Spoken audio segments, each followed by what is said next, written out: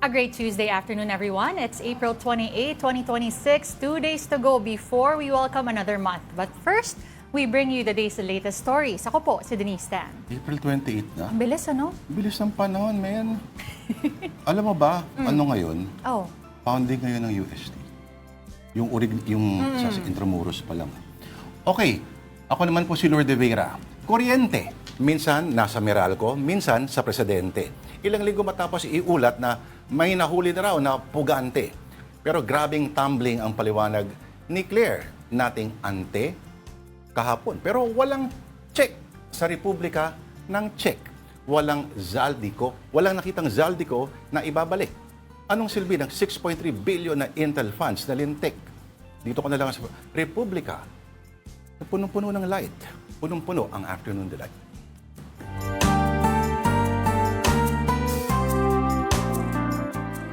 Partner, ganda na outfit mo. thank you so much. Ay, ano pala siya? Print, animal print. Tiger pala Hindi siya. masyadong halata, ano? Tiger, pero yung components siya parang mga bulutong ba yan? O mais. Ano ako nakadinig ng components sa bulutong. Pero, again, today is Tuesday. Kamusta po kayong lahat? How's the week treating you so far? As mentioned, it is April 28 at World Day for Safety and Health at Work. Importante yan. And on the national level, marami pa rin tayong, syempre, hinahanap at pinaghahanap. Gaya dahil ng tunay na pagkakaisa at kapayapaan. correct. Pero syempre, At kaunlaran. aside from that, as we all know, there was an announcement last night na confirmed na wala na nga si Zaldico daw dun sa Czech Republic. Tama yung suspecha ko at Oo. marami. Tama yung suspecha ko talaga, Billy. Na, Fix or it didn't happen. walang resibo. Ala pa rin. Tapos, ano tawag doon? Data privacy. Ika nga ni Harry Roque, nek-nek nyo. Pero ayun na nga, no. Parang wala tayong embassy doon, ano? Actually, exactly. May embassy tayo dun eh. So, it's hard to understand for a lot of people. Nakikita ko lang yung mga comments online, na hindi nila maintindihan kung bakit wala daw explanation na maibigay. Considering may tao naman tayo doon. Pinrest daw ng Justice Secretary yung kanyang counterpart. Ano nangyari? Ayun na nga. Pero alamin natin kasi... Refused to give an explanation na raw. Pero gusto ko yung bungad ng press conference, madaling araw. Ano nga ba yung bungad niya? Parang, in so many words, parang may masama akong babalita sa correct. inyo. Oo. Nako, ito, karagdagan detalye. Sana ay may tulog na tong babaeng ito. Hindi siya napuyat. Ang ating Newsarb correspondent, Camille Samonte. Camille, okay. Bukas raw balik mga taga-DOJ, pero anyari daw sa press conference na yun. Lord Denise, wala na nga sa kustodiya ng Czech Republic ang dating kongresista ni Zaldico. Inanunsyo yan ni Justice Secretary Frederick Vida matapos makapulong ang ilang opisyal ng Czech Republic. Ibig sabihin, hindi nakakulong at malaya pa rin si Ko. Ayon kay Vida, pinalaya ng Czech authorities ang dating kongresista kalaunan matapos nga mahuli dahil sa kakulangan ng immigration documents.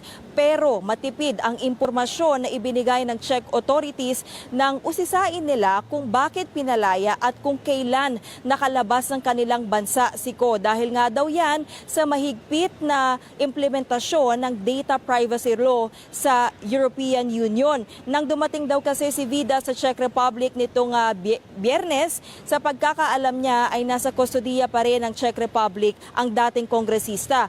So ngayon, ang tanong ng taong bayan, nasaan ngayon si Ko? Ayon kay Vida, posible raw na nasa Schengen area o nasa Europa pa ang dating kongresista. Base raw sa kanilang intel source, land travel ang ginagawa ni Ko kaya nakakaikot ito sa Schengen area kahit na hindi gamit ang pasaporte. Nakuha na raw nila yung registry information nitong sasakyan na ginagamit ni Ko at ang kanyang driver na kasama. Kanselado na yung kasalukuyang pasaporte ni Ko pero ginamit daw niya ng maharang sa German border ay ang kanyang expired na passport.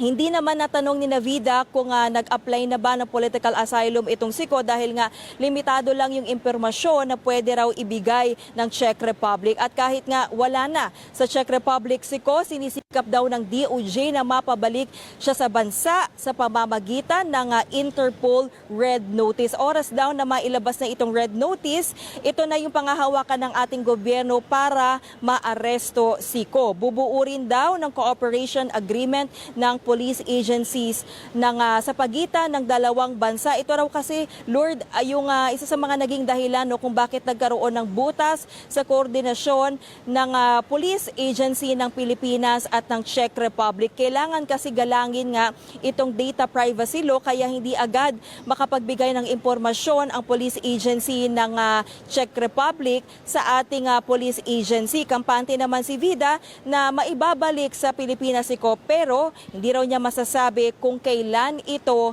mangyayari. Lord, Denise? Okay. Camille, sorry, I have several questions.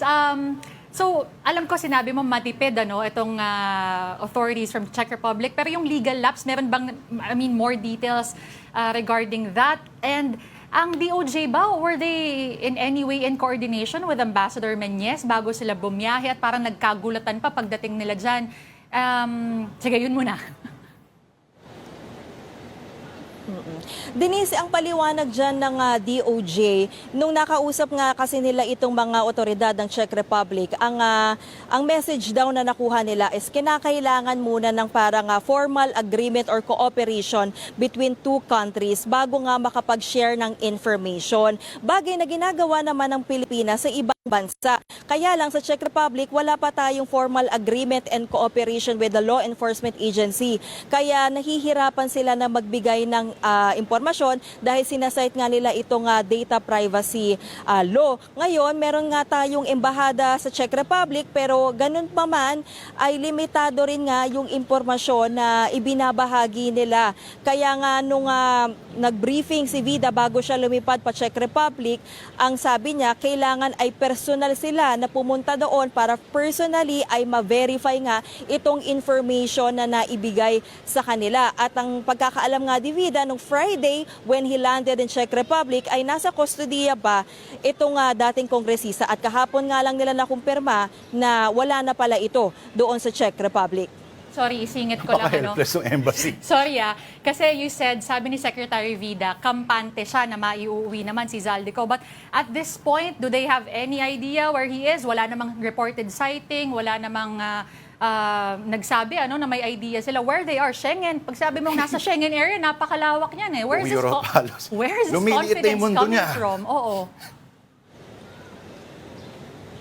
Yes, Denise, ang sinabi nga lang ni Vida ay nasa Schengen area pero hindi niya na sinabi kung saang eksaktong lugar dahil nga meron pa raw silang operational matters na ginagawa at patuloy pa nga yung pagkuha nila ng intel source. So kaya hindi rin nakapagbigay ng impormasyon pero kaya nga ang tinitignan na paraan ngayon ng ating gobyerno ay yung Interpol Red Notice dahil kapag nailabas na yan ay maaalerto yung ibang bansa na may ganitong warrant laban kay Zaldico. Kaya lang yun nga, Denise, natanong din kasi hindi naman obligado ang lahat ng bansa na i-implement din ang red notice na inilalabas ng Interpol. Kaya sabi ni Vida, titignan din nila yung bilateral cooperation sa pamamagitan nga ng pag-draft nitong mga ganitong kasunduan.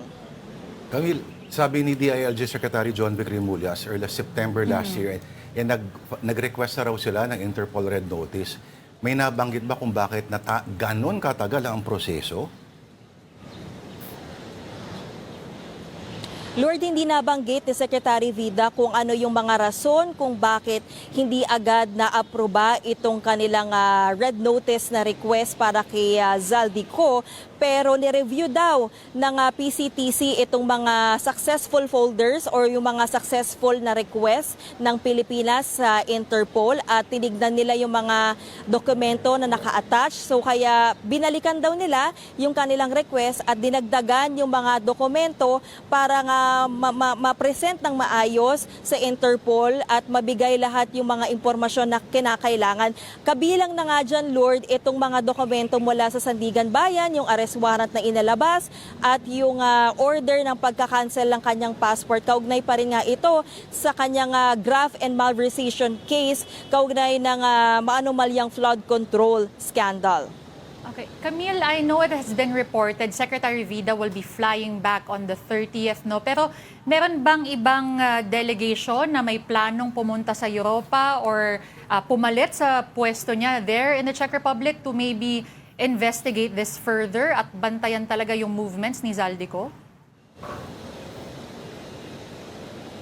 Denisa, ngayon hindi pa nasabi ni Vida kung ano yung mga magiging next plan. Kasi ngayong araw, sa pagkakaalam ko, ay lilipad naman si Vida papuntang Rome para sa isang conference event ng Department of Justice.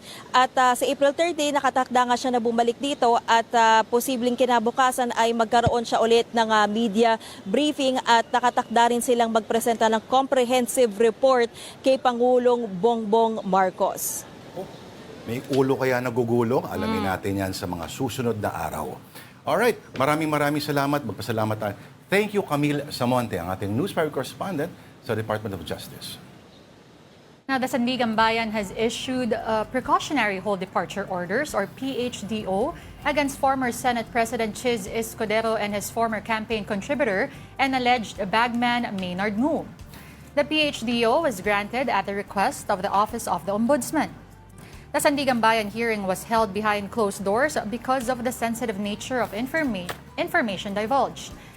The Ombudsman requested the PHDO against Escudero and Ngu over the weekend, although technically there are no criminal charges or complaints against them yet.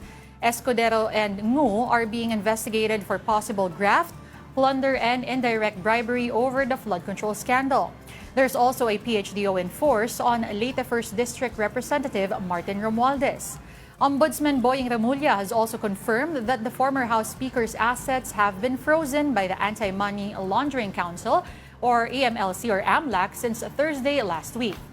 The freeze order covers Romualdez's bank accounts and insurance policies. On our sister program, Storycon, Interior Secretary John Vic Remulla said the police are on alert amid travel bans on Romualdez and Escudero.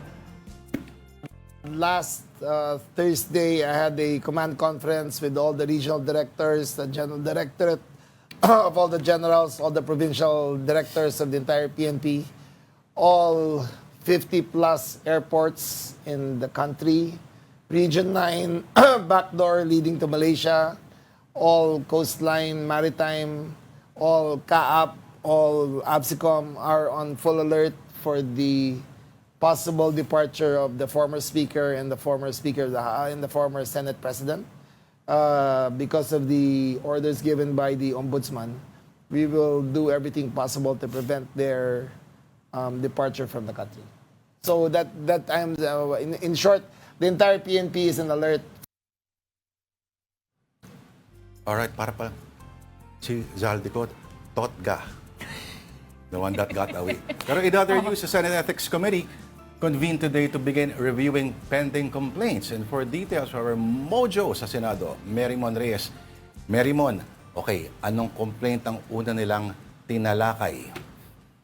Lord, Denise, ito kasi yung pinaka-system ng Senate Ethics Committee is first in, first out. So without mentioning ng names kasi ayaw mo na raw na mapangunahan yung magiging masasabi raw ng publiko is kung ano yung pinakaunang ethics complaint na nabinbin, yun yung unang isasalang.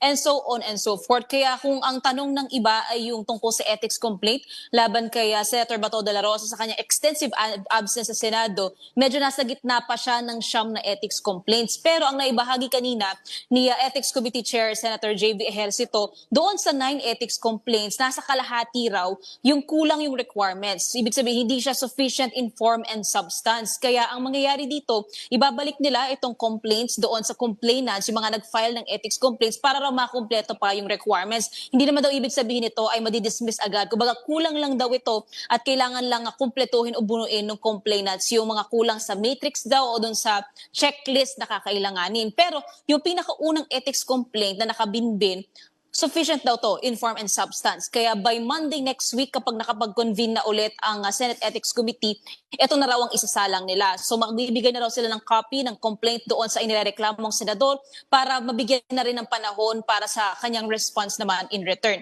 Ang nasabi naman ni Senator JV, related naman ulit kay Senator Bato, sa impormasyong nakuha niya, though mahirap pa rin daw ang means of communicating the senator, si Senator Bato, kinoconsider na raw ng kampo ni Senator De La Rosa yung nirecommend ni Senator JV weeks ago na i-waive muna o wag munang kunin o tanggapin ni Senator Bato De La Rosa yung kanyang allowances o kaya naman sahod. Though wala pang final say kung i-go na ba ito o hindi, pero so hopefully daw by next week magkaroon daw ng positive development tungkol dito. Hindi sinabi ni Senator JV na nanggaling ito directly from Senator Bato, pero may impormasyon daw siyang nakuha from the camp of Senator De La Rosa.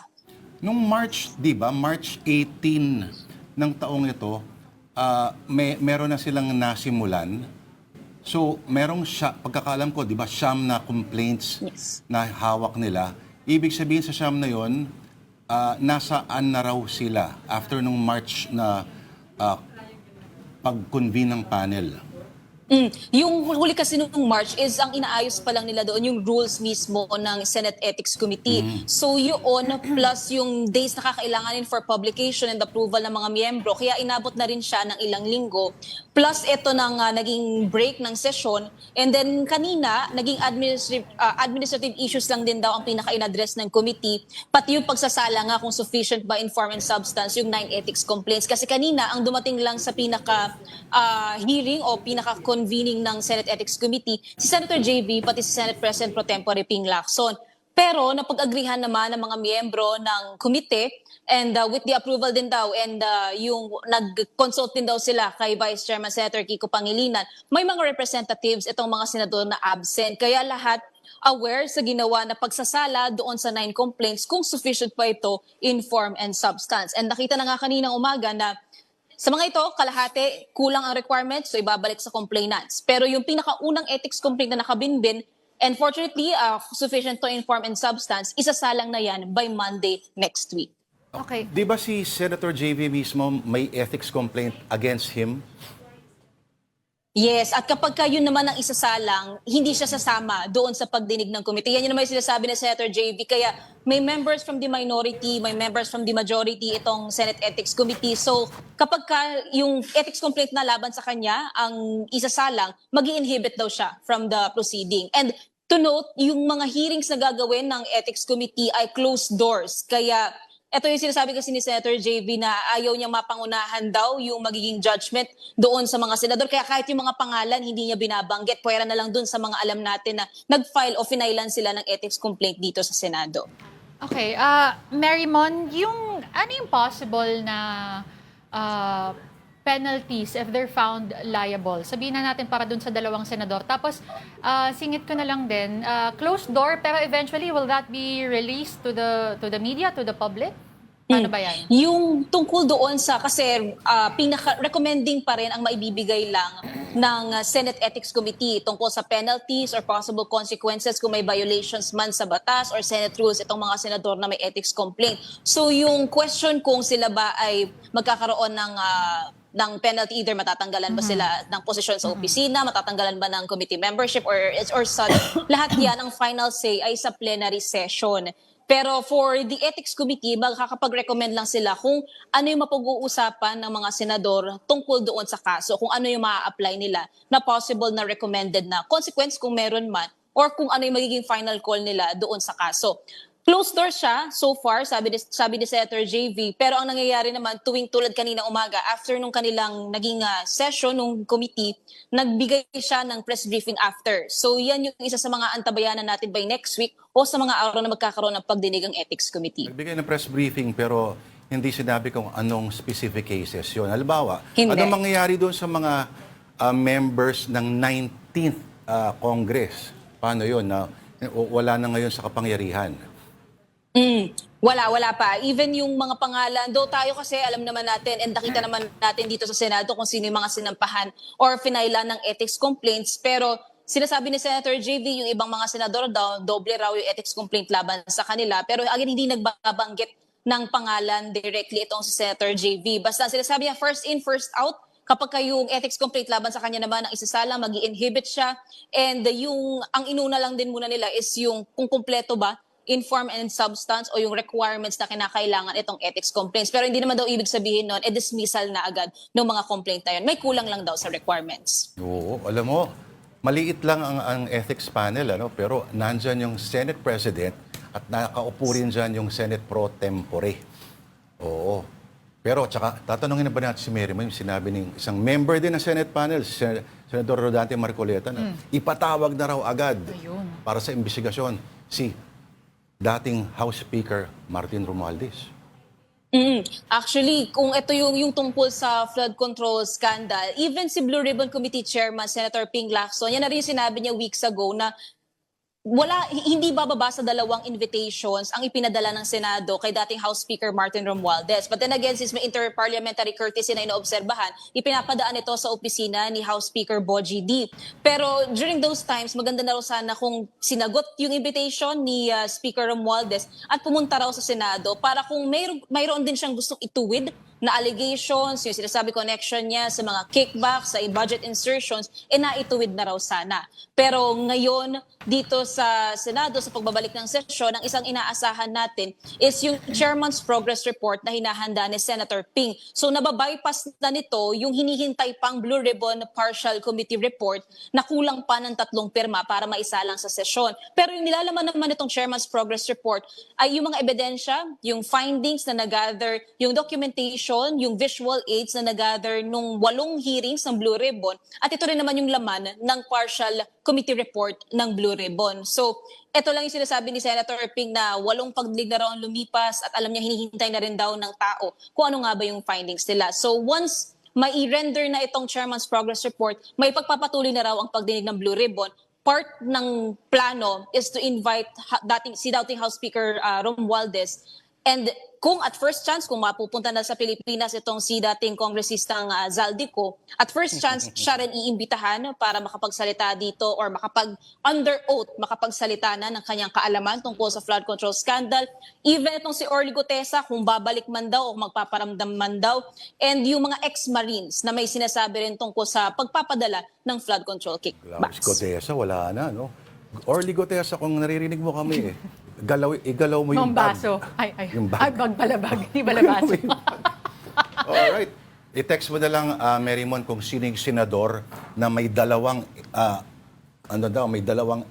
ethics complaints. Oo, abangan na lang natin kung sino yan. Kasi ayaw daw Disclose. ni Senator JB. Salamat, Mary Mon Reyes. Awaiting your text message. Ang ating mojo sa Senado. Kotga. The code that got away. Pero time out muna. Promise, hindi po gaya. Magbe-break lang kami saglit, pero hindi po gaya ni Zaldico. Magbabalik po ang Afternoon Delight. This is AP News Minute.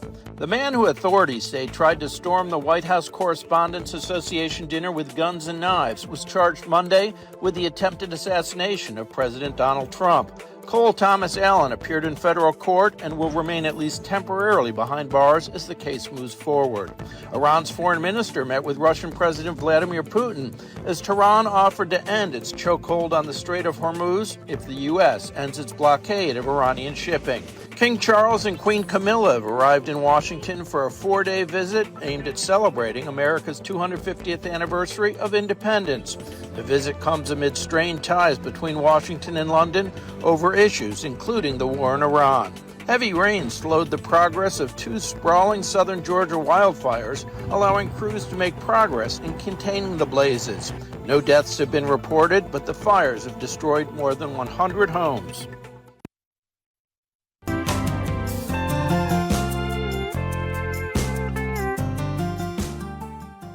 And this is still Afternoon Delight on One News. Ako po si Lourdes De Vera. At ako naman po si Denise Tan. Magandang hapon pong muli. Alright, onto the news. Motorists get a 3rd straight week of big-time rollbacks in diesel and kerosene, although gasoline bucked the trend with a slight uptick. And here is the report. The Department of Energy says diesel prices will go down by nearly 13 pesos per liter, while kerosene will be cut by 15 pesos and 71 centavos.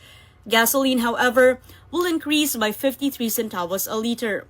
As a result, diesel prices will range up to 107 pesos per liter, gasoline up to 104 pesos, and kerosene up to 147 pesos. In a DOE press conference, Energy Secretary Sharon Garin explained the basis of the price movements. Yun po yung result ng closing nila ng market. Commodity kasi. So, we get the official closing every day. Ganun po, may sariling presyo si diesel, may sarili ding presyo si kerosene, tsaka si gas. The DOE also reminded oil companies to comply with pricing rules, saying some firms have already implemented early rollbacks ahead of the schedule. They're mandated to comply with this. So we have our own procedure with due process. Kung meron kaming mapansin na hindi sumusunod. If there is unjustified na hindi pag-follow po ng advisory ng DOE, then we will have to file cases. The latest adjustment marks the third straight week of price cuts for diesel and kerosene, following 5 consecutive rounds of sharp increases due to the conflict in the Middle East. Meantime, U.S. President Donald Trump has discussed a new Iranian proposal on ending the war with his top national security aides. The proposal reportedly seeks to delay talks on Iran's nuclear program until after the war and shipping disputes are resolved, a move Washington says is unacceptable. U.S. Secretary of State Marco Rubio accused Iran of buying time, warning any deal must prevent Tehran from moving toward developing a nuclear weapon. Despite setbacks in diplomacy after a planned U.S. visit was scrapped, mediators say back-channel talks continue, while Iran seeks support from regional and global allies. Public Works Secretary Vince Dizon is back at the Navotas Sanitary Landfill for a follow-up inspection. The site has now been burning on and off for 3 weeks. Arles de los Santos is on the scene with the latest. Okay, Arles, may iba bang kasamang national agency representative si Secretary Dizon?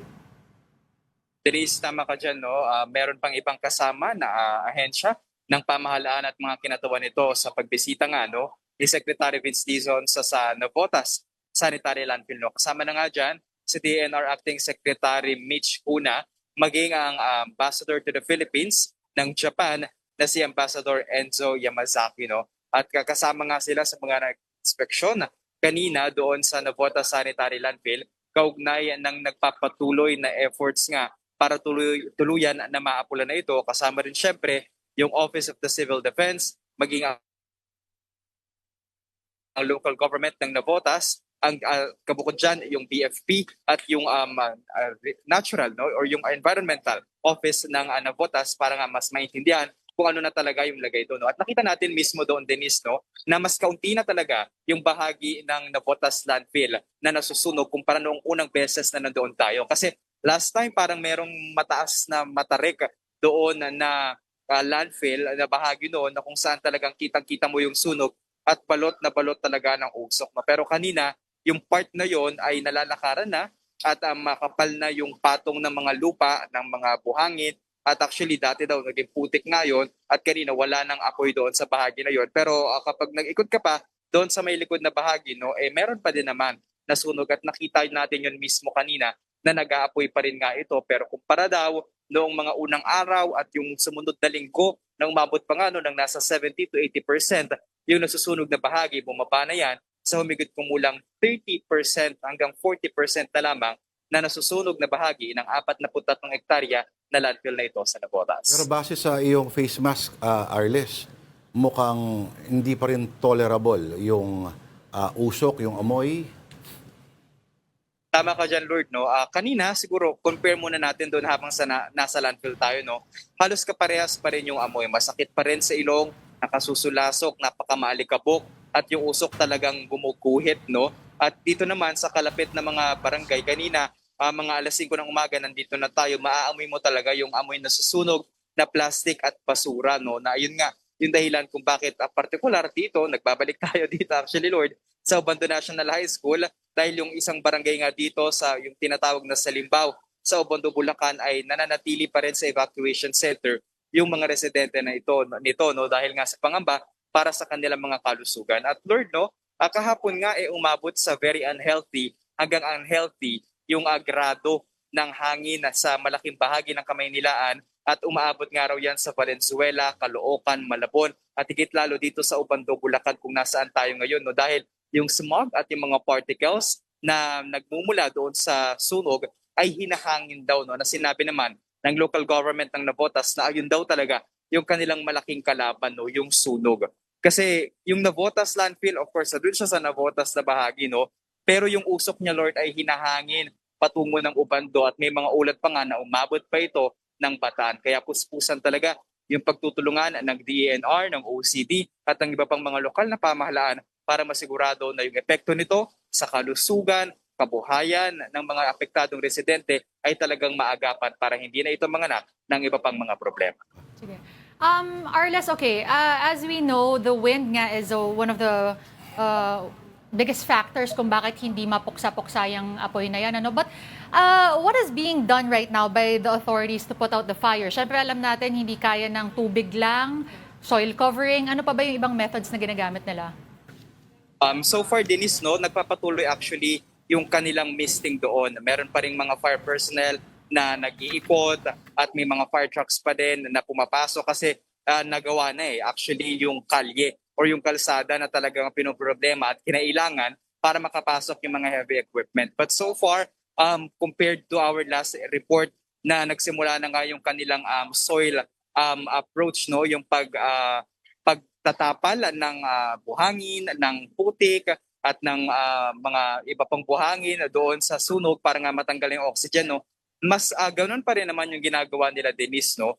Pero mas madami na yung mga truck at heavy equipment yung nagtutulong-tulungan. At least for the part ng DPWH, nasa humigit kumulang 50 nga, no, na mga heavy equipment yan, mga dump truck, mga dredger, mga bulldozer, at meron pa nga doon yung mga tinatawag backhoe para mas mahukay at mas matapalan yung mga bahagi na nag-aapoy pa rin nga. Pero katuwang na nila yung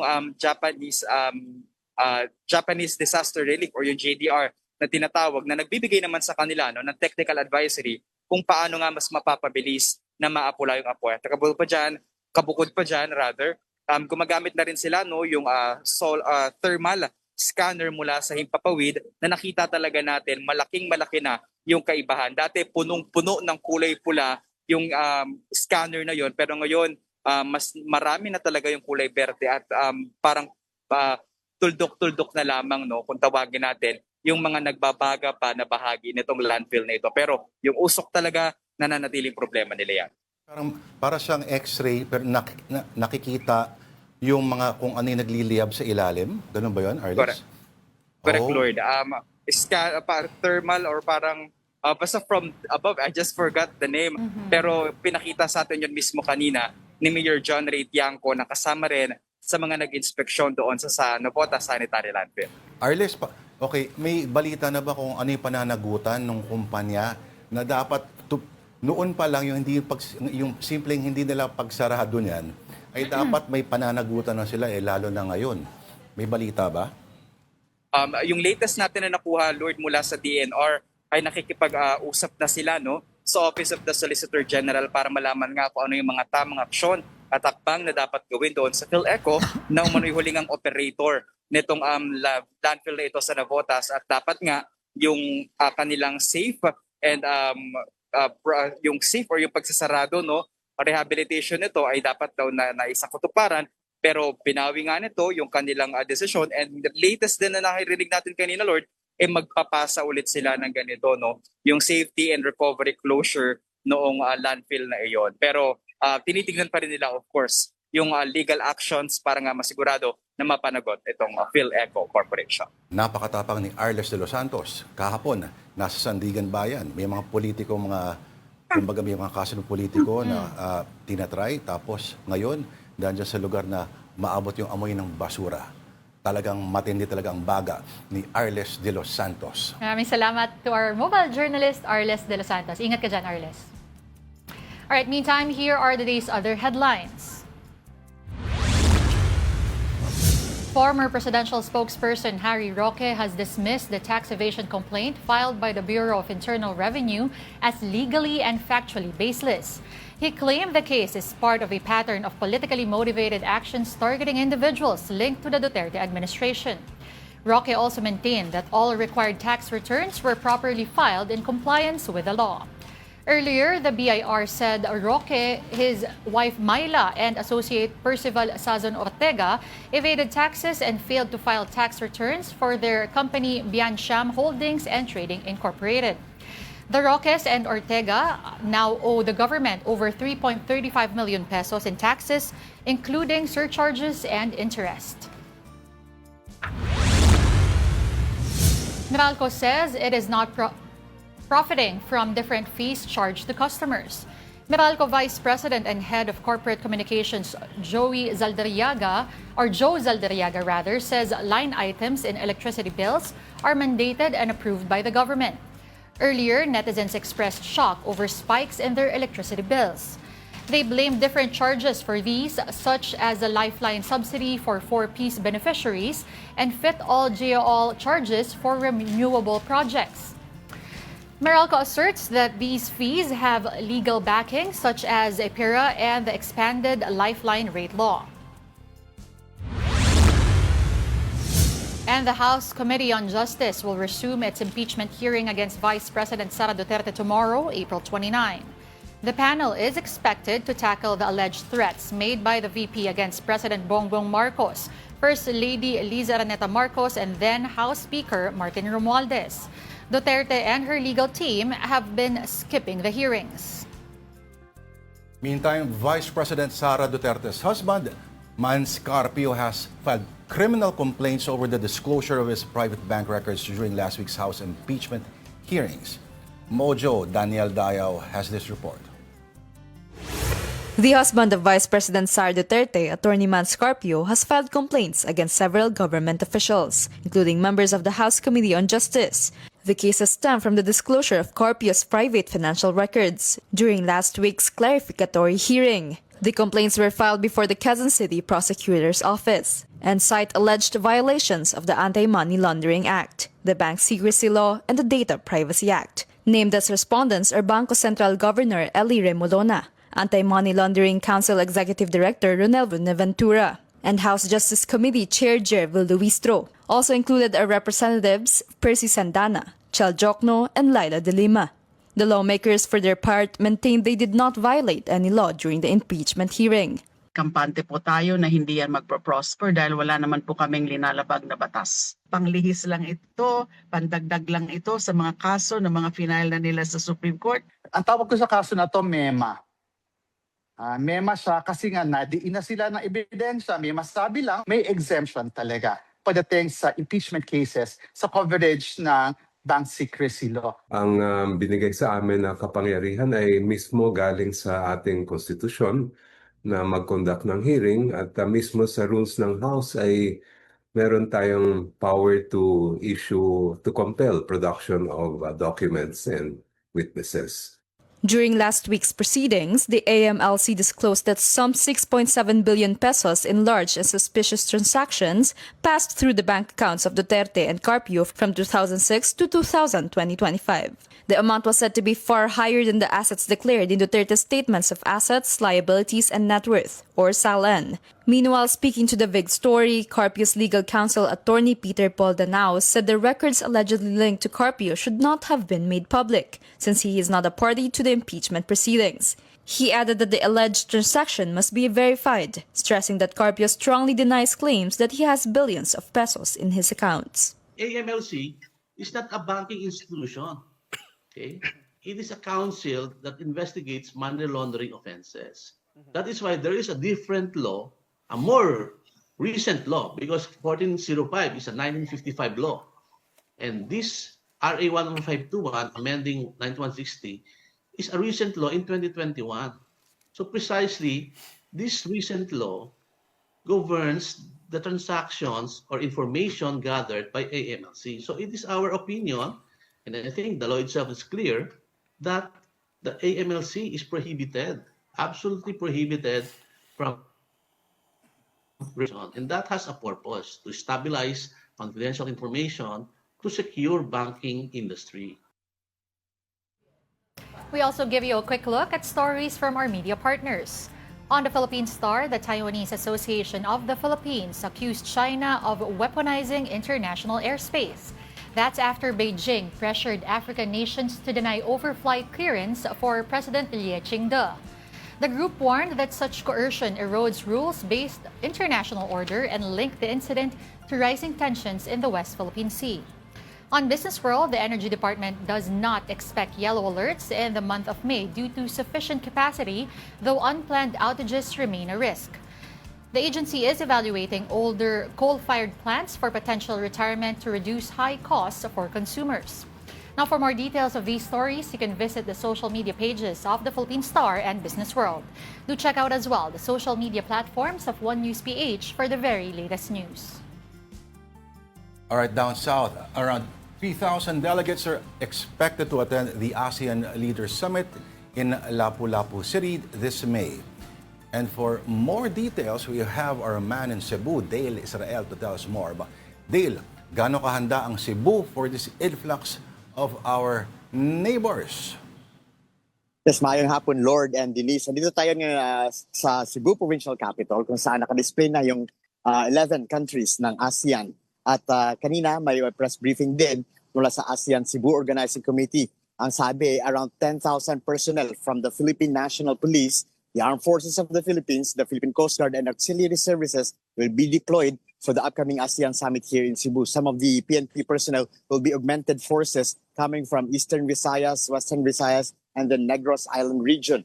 Authorities say the police will be placed under full alert status with heightened security measures in the days leading up to the summit and during the event itself. According to the ASEAN Cebu Organizing Committee spokesperson, Colonel Kim Mulitas of the Police Regional Office 7, there will be strict implementation of the no permit, no rally policy on May 7 and May 8, especially there in Lapu-Lapu City. Rally permits will only be issued by the local government unit of Lapu-Lapu City. Around 20,000 delegates, kasama na yung mga asawa, yung mga pamilya ng delegates, pati na rin ang staff ng at heads of state at members of the media from the 11 member countries of the Association of Southeast Asian Nations. Security forces also assure the public that they are 100% ready for the summit. Most of the meetings and dialogues will be held at the Mactan Expo Center and at the Shangri-La's Mactan Island Resort there in Lapu-Lapu City. Delegates are also expected to stay in nearby hotels and resorts, including Lusitani Mactan, Plantation Bay, and the J Park Island Resort. Residents living near the areas should expect strict access control protocols due to the presence of VIPs. Motorists should also expect road closures or limited lane access from time to time as routes will be used for the movement of delegates. Among the affected areas are roads in Barangay Mactan, Barangay Marigondon, and Barangay Buaya, all in Lapu-Lapu City. This also served as a key access point to the airport leading to the Mactan Cebu International Airport. All ASEAN Summit activities will be held within Lapu-Lapu City with no scheduled events in Cebu City or Mandaue City. Authorities said this year's setup will be different from the 2006 ASEAN Summit also held here in Cebu, as impact will be limited only to Lapu-Lapu City. Unlike before when road closures caused major disruptions in Cebu City and Mandaue, this time restrictions will remain within Mactan Island. Delegates are also not expected to cross the bridges to Cebu mainland unless they choose to tour the area. For now, authorities are urging the public to plan their travel ahead and expect temporary inconvenience as security measures are strictly enforced. Back to you, Lord and Denise. Dale, ano nangyari doon sa dating parang may expo na malaking expo venue dati na tinayo sa may bandang Cebu City mismo, di ba? Naalala mo yan? Yung Binagyo pa dati, sobrang laki nun. You're talking about the Cebu International Convention Center. Yes. Yun ang CICC, nandun yun sa Mandaue City. At ngayon, parang na-damage na yata from the earthquake and then nabagyo pa. And ang ginawa ngayon i-reconstruct siya bilang isang government center ng Mandaue City Government. Pinili ito from the capital to by the Mandaue City Government. Kaya ang Mandaue City Government na may-ari ng CICC ngayon at gagawin daw itong government center. Ang laking local government center nun. Pero itong yung venue ngayon, pag-aari yan ng Mega World, di ba? Parang may mga parang call, tama ba? May mga parang call centers din around that, yung Mactan Newtown? yung Mactan Newtown, pag-aari ng Mega World. Pero yung Mactan Expo Center na malapit sa Mactan Newtown, owned by the Lapu-Lapu City Government. So, Ako, Okay, Lord? singit lang ako mabilis, Dale. Kamusta lang yung kamustahin ko lang yung haze dyan. Di ba parang a few days ago, report na very unhealthy na daw sa yung sa Cebu? Tama, Denise. Fluctuating yung level ng haze dito sa Cebu. Kahapon lang, okay na. But the other day, dangerous to sensitive groups. Parang up and down yung level ng haze dito. Sabi ng EMB7, dahil ito sa kung may malakas na hangin at may pag umuulan, nawawala yung haze. At babalik na naman pag walang malakas na hangin at walang ulan. Yes. Parang nung March lang pala inaugurate itong yung venue, no? Pero sayang yung dating DOT secretary na taga dyan galing sa Cebu. Walang may balita ka ba kung e-eksena siya or meron siyang i-address doon sa opening ceremonies, Dale? Wala naman tayo yung sa program na pinakita ng police kanina, wala namang nakikitang parang activity si former Secretary Cristina Frasco sa ASEAN Summit, Lord. Hindi na sila maglagay ng picture niya kasi officially hindi na siya DOT Secretary, di ba? Pero paano dahilan nun? Welcome to Cebu. Di ba? Tapos gastos siya rin. Pwede yun. Basta gastos niya. Tapos may mga cards din na nandun yung mukha sa likod. Pwede yun. Basta sarili niyang di ba? Expense. Okay. Marami-raming mga lechon Cebu ang ihahanda ba? Hindi, ASEAN pala. Kaya ilan lang yung ron. Okay.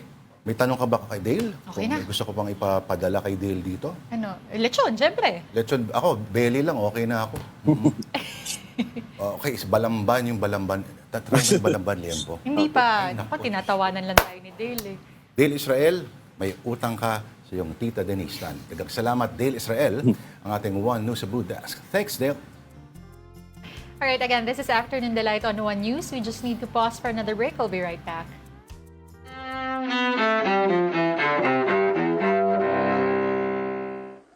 April 28, 1945. Ha creato con suo sangue l'impero.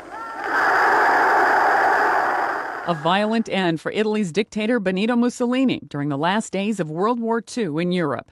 Italian resistance fighters execute Mussolini and his mistress as they try to flee the country. 1937. Saddam Hussein, dictator of Iraq for decades, is born in a village near the desert town of Tikrit. A U.S.-led invasion topples Saddam from power in 2003. He is executed more than 3 years later. 1967. Heavyweight boxing champ Muhammad Ali refuses to be inducted into the U.S. Army during the Vietnam War. Ali is stripped of his title and barred from boxing for 3.5 years. The U.S. Supreme Court later overturns his conviction for refusing induction. 2001. California businessman Dennis Tito becomes the world's first space tourist. Tito lifts off on a Russian rocket with 2 cosmonauts on a journey to the International Space Station. And 1950. Jay Leno, comedian and host of NBC's The Tonight Show, is born in New Rochelle, New York. You know, it's interesting. When I heard the new pope was German, I thought, oh my God, Arnold can't be stopped. First governor, now he is pope. I can't believe it. I can't believe that he's done this. It's amazing. Today in history, April 28th. Sandy Kozel, The Associated Press.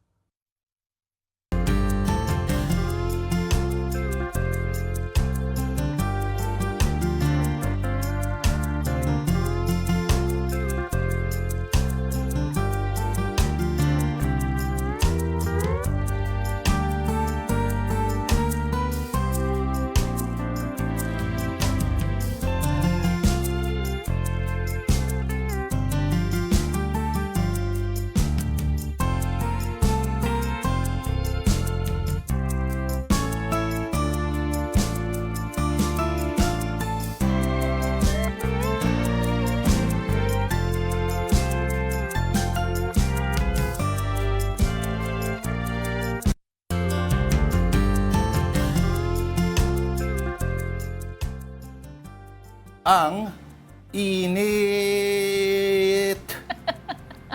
Sana tumuto kayo sa mga, hindi sa script, pero sa mga paalala para makaiwas sa heat stroke.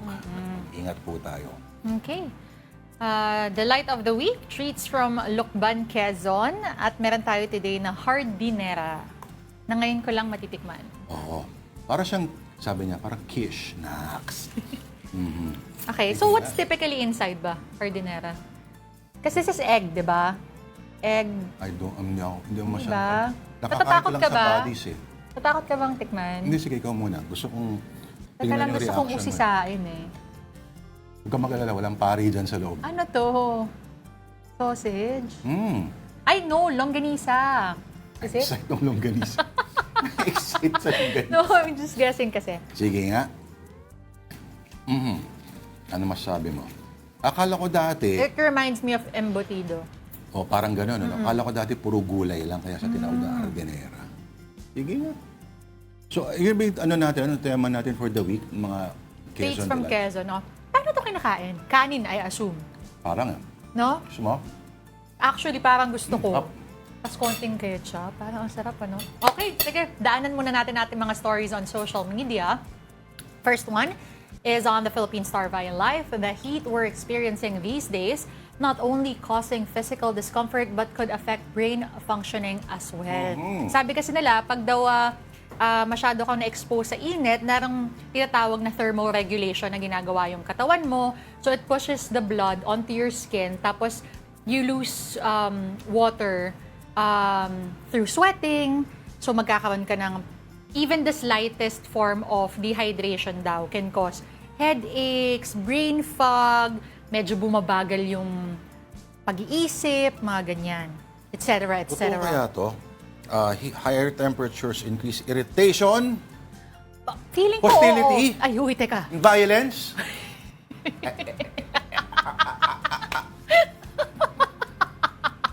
Ano ba yan? Okay. Hindi, Oo. pero Dati may isang teorya na may kinalaman ng klima sa behavior ng tao. Kung titingnan mo raw, marami raw sa mga, pero hindi rin marami mga bansang malalamig na mainit din ang ulo ng mga tao. Diba? Maraming parts sa Middle East, kita mo, sa Iran, naka-jacket sila. oo. Marami ring parts sa desierto na cool lang yung mga tao. Ganun. So, nakaka-increase daw kasi ng cortisol. Ito yung parang The stress hormone. The stress hormone. Oo. O, kasi parang nararamdaman ng katawan mo na parang may mangyayari sa kanya. Pero kung ikaw papipiliin, diba, papipiliin ka lang ng isang temperature. Tama ba yung oras? 59 na? Sige. Oo. Okay. Sa New York Times, one article says Japan's new care workers, bodybuilders, wrestlers, and MMA fighters Muscled man help feed their elderly, take their vitals, help them exercise. Ang kapalit, steady income, gym membership, protein supplements. Mahal yun, ha? They can live and train at the facilities. At totoo yan, considering ang Japan ay nakaka-experience na tinatawag na demographic winter. Mas marami ng matatanda sa population kaysa mga pinapanganak. So I guess, good news, ano? Madaming nagbe-benefit dito sa setup na to with the strong men and the elderly. At hindi lang merely aesthetic or pang sarili. Kumbaga, na-apply nila yung strength sa pag-aalaga sa mga mas nakakatanda. Tsaka yung functional training na ginagawa nila, pasok na pasok dito. Yung mga buhat-buhat. Yun eh. Paano kung kunyari, si Lola ay medyo malungkot. Paano? Tapos si Haruki, halimbawa, pag binuhat siya, parang may naramdaman ng pagtibok ng puso si Lola. Where are you going with this? Huwag natin pag-usapan. May December affair, baka papamana yung... Nako po. Okay, sige, that will have to do it for us this Tuesday, April 28. Thanks for watching Afternoon Delight. Ako po, si Denise Tan. Denise Tan, hardinera. Join us again tomorrow, 2 p.m. Ako po si Lord De Vera. Kapatid, we are one news all sides all the time. Have a delightful afternoon.